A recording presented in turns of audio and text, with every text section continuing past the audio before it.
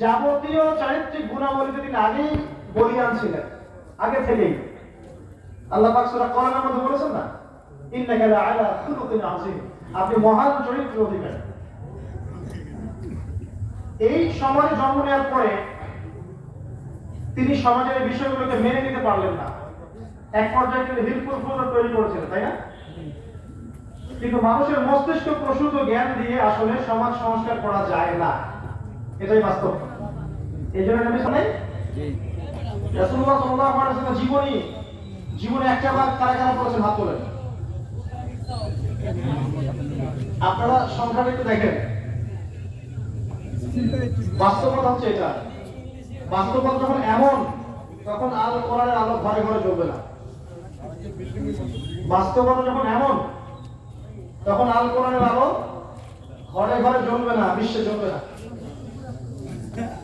যখন এই প্রশ্ন উত্তর দেওয়ার জন্য সবাই হাত উঁচু করবেন, আমরা সবাই রাসূলের জীবনী একবার পড়েছি, সবাই কোরআন একবার খতম দিয়েছি অর্থ সহ, সবাই দ্বীনের বেসিক জ্ঞান অর্জন করেছি, ঠিক আছে? সবাই আল্লাহর হালালকে হালাল জেনেছি, হারামকে হারাম জেনেছি, তখন দেখবেন আল কোরআনের আলো সব জায়গায় জ্বলবে, তার আগে জ্বলবে না। রাসূল সাল্লাল্লাহু আলাইহি ওয়াসাল্লাম যখন এই 40 বছরে আসলেন, তখন সমাজ থেকে রিচার্জ থাকা শুরু করলেন। অল্প কিছু খাবার নিতেন, নিয়ে গুহায় চলে যেতেন। হেরা গুহায় বসে তিনি ধ্যান করতেন, আল্লাহকে ডাকতেন, এবং এই সমস্যা কেমন করে সলভ করা যায় এই চিন্তা তিনি করতেন। এবং তার স্ত্রী খাদিজা রাদিয়াল্লাহু আনহা তাকে হেল্প করতেন, খাবার দিয়ে আসতেন। আপনারা হয়তো যারা হজ ওমরা করতে গিয়েছেন তারা দেখেছেন যে রাতে হেরা কত উঁচু, দেখেন নাই? এত উঁচু, উঠতে আর নামতেই 2-3 ঘন্টা সময় চলে যাবে।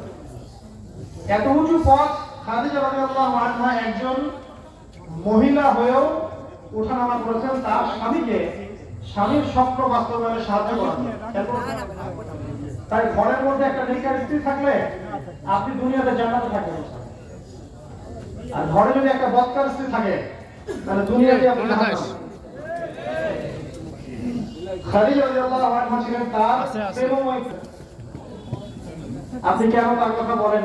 যা দাগ পড়ে গিয়েছিল, বয়স হয়ে গিয়েছিল, রাসূল সাল্লাল্লাহু আলাইহি ওয়াসাল্লাম বলতেন, আয়েশা তুমি তাকে ভালো মন্দ বলো না, কারণ যখন কেউ আমার প্রতি ঈমান আনেনি তখন খাদিজা আমার প্রতি ঈমান এনেছে। তাই কষ্টের সময় সাথীদেরকে ভুলে যাবেন না। কষ্টের সময় সাথীরাই হচ্ছে আপনার প্রকৃত বন্ধু। সুখের সময় অনেক মানুষ পাশে আসবে, তাকবীর দিবে, আল্লাহু আকবার বলবে, স্লোগান দিবে। বিপদের সময় দেখবেন কেউ নাই। আর এই জন্য আমি বলি একটা কথা বারবার, যে আল্লাহ ছাড়া আপন বলতে আসলে কেউ নাই। আল্লাহকে আপন করে নেন, সব আপনার হয়ে যাবে ইনশাআল্লাহ। আল্লাহকে পর করে অন্যকে আপন করতে যান, সব ফেলতে যাবেন, কিছু থাকবে না। যাই হোক, রাসূল সাল্লাল্লাহু আলাইহি ওয়াসাল্লাম গুহায় বসে চিন্তা করতেন কিভাবে এই সমাজটাকে পরিবর্তন করা যায়। ঠিক তখন আল্লাহর পক্ষ থেকে ওহী এসেছে। জিবরাইল আলাইহিস সালাম সশরীরে এসেছেন, তার 600টা পাখা ছিল, এসে বলেছেন ইকরা, পড়ুন। কি বলেছেন ভাই? ইকরা মানে পড়ুন। নবীজি বলেছেন মা আনা বিকারি, আমি তো পড়তে জানি না, কারণ তিনি লিখতেও জানতেন না, পড়তেও জানতেন না। আর এটাতে আসলে লজ্জা পাওয়ার কিছু নাই। স্বাক্ষর নাম সাইন করতে পারলেই যে জ্ঞানী হওয়া যায় এমন নয় বিষয়টা। জ্ঞান আল্লাহর পক্ষ থেকে আসে। এমন অনেক মানুষ আছেন যারা লিখতে পড়তে জানেন না, কিন্তু অনেক জ্ঞানী সমাজের মধ্যে আছে না? এমন অনেক বড় বড় কিন্তু কবি, সাহিত্যিক, উপন্যাসিক ছিলেন যারা অনেক সময় এই স্কুলে পড়েন নাই, কলেজে পড়েন নাই, আছে না? তো রাসূল সাল্লাল্লাহু আলাইহি ওয়াসাল্লাম লিখতে জানতেন না, পড়তে জানতেন না, অক্ষর জ্ঞানহীন ছিলেন। আল্লাহ পাক তাকে বাছাই করেছেন যাতে মানুষ এটা বলতে না পারে যে তিনি কোরআন বানিয়ে রচনা করে নিয়েছেন। তার কাছে ওহী আসলে তিনি বলেন আমি পড়তে জানি না। আমি তো ওয়াজ শুনতে জিবরাইল আলাইহিস সালাম তাকে চেপে ধরলেন শক্ত করে, ছেড়ে দিলেন, দিয়ে বলেন নবীজি বলেন মা আনা বিকারি, আমি তো পড়তে জানি না। আবার চেপে ধরলেন, আবার ছেড়ে দিলেন। সেই বুখারী হাদিস।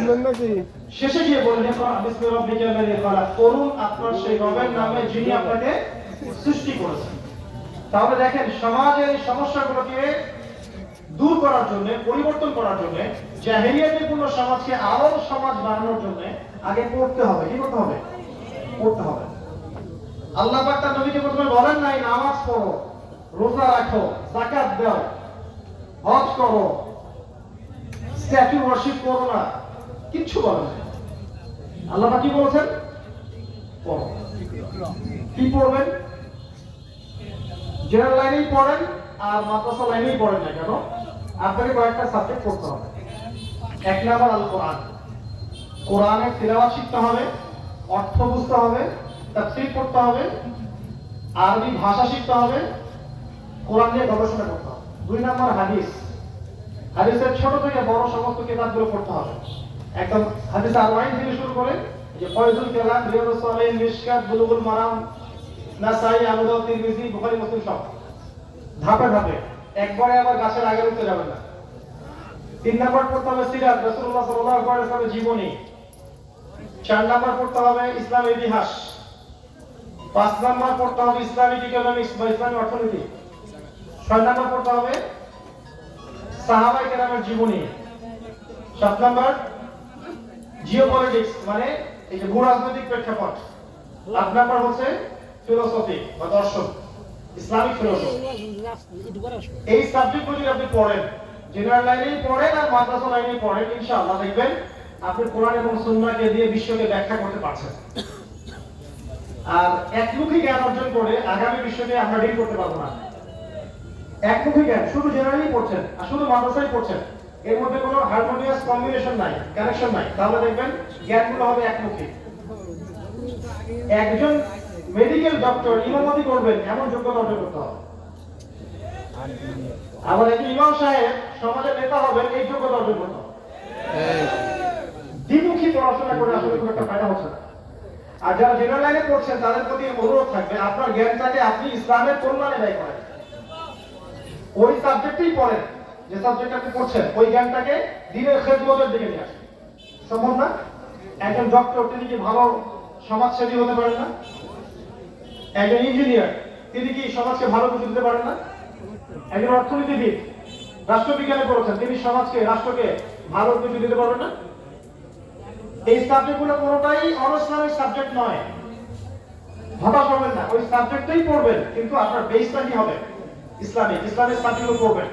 কোরআন, আরবি ভাষা, সিরাত, হাদিস, ইসলামের ইতিহাস, ঠিকটা বলে ভুলে গেছিলাম, ঠিক, এবং ইসলামিক ইকোনমিক্স, জিওপলিটিক্স, এগুলো পড়বেন। আল্লাহ পাক সবাইকে পড়ার তৌফিক দান করুন।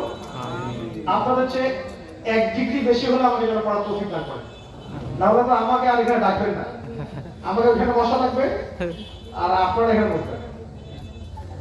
এটা যেন হয়, দোয়া করি, এটাও যেন হয়, আল্লাহ যেন কবুল করে। তো রাসূল সাল্লাল্লাহু আলাইহি ওয়াসাল্লামকে প্রথম পড়তে বলা হয়েছে। এবার খেয়াল করে দেখেন, এই ওহীটা আসলো তখন যখন তার বয়স 40। এবার 23 বছর পরে চলে যান, 23 বছর পর চলে যান। এবার আপনি মক্কার দিকে তাকান, যখন রাসূল সাল্লাল্লাহু আলাইহি ওয়াসাল্লামের বয়স হচ্ছে 63। কত বছর? এই মাত্র 23 বছর, অনলি 23 ইয়ার্স। এই 23 বছরের ব্যবধানে আপনি দেখেন ওই আইয়ামে জাহিলিয়াতের কোন শিরক মক্কায় আর বাকি নাই, আছে? বোঝেন এই জায়গাটা ভালো করে। আইয়ামে জাহিলিয়াতের কোন রিবা বা সুদ মক্কায় আর বাকি নাই, আছে? আইয়ামে জাহিলিয়াতের কোন মাদক মক্কায় নাই। আইয়ামে জাহিলিয়াতের কোন নারীর অবমাননা মক্কায় নাই। এবং ওই যে গোত্রীয় দ্বন্দ্ব, হানাহানি, মারামারি, কাটাকাটি মক্কায় আছে? নাই, সবাই ভাই ভাই হয়ে গেছে। এক কথায় অন্ধকারাচ্ছন্ন একটা সমাজ টোটালি নূর এবং আলোকিত সমাজে পরিণত হয়েছে। কিসের প্রভাবে? ওই যে করুন। কি পড়বেন? বিসমি রাব্বিকাল লাযী খালাক। যে জ্ঞান আপনাকে আল্লাহর দিকে নিয়ে যায় সেই জ্ঞান অর্জন করতে বলেছেন আল্লাহ পাক। পড়ুন আপনার সেই রবের নামে যিনি আপনাকে সৃষ্টি করেছেন, মানে স্রষ্টার দিকে যে জ্ঞান নিয়ে যাচ্ছে সেই জ্ঞান আপনি জ্ঞানী হন। আল্লাহুল ইনসান মা লাম ইয়ালাম, মানুষকে যে জ্ঞান শিক্ষা দিয়েছেন আল্লাহ পাক, এই মানুষ জ্ঞানে এই জ্ঞানটা মানুষ জানতো না। ঠিক এরপরে একটা ওহী এসেছে সূরা মুদ্দাসসির, ইয়া আইয়ুহাল মুদ্দাসসির কুম ফাআনজির। রাসূল সাল্লাল্লাহু ভয় পেয়ে গিয়েছিলেন, না জানি আমার কি হয়ে গেল, কয়েকবার আত্মহত্যার চেষ্টা করেছিলেন, আল্লাহ পাক তাকে হেফাজত করেছেন। যেখানেই উঠেছেন পাহাড়ে, তিনি মনে করেছেন আমি মনে পাগল হয়ে গেছি, আমার কাছে কি আসছে, ভয় পেয়ে গিয়েছেন তিনি, এটা স্বাভাবিক। তখন আল্লাহ রাসূল সাল্লাল্লাহু আলাইহি ওয়াসাল্লামকে জিবরাইল আলাইহিস সালাম বললেন যে ইয়া মুহাম্মদ আনতা রাসূলুল্লাহ ওয়া আনা জিবরিল, আপনি পাগল নন, আপনি নিজের নফসকে নিয়ে ভয় পায়েন না, আপনি আল্লাহর রাসূল এবং আমি হচ্ছি জিবরিল। তার মনটা ওহী আসার যোগ্য হতে মানে ধারণ ক্ষমতা অর্জন করতে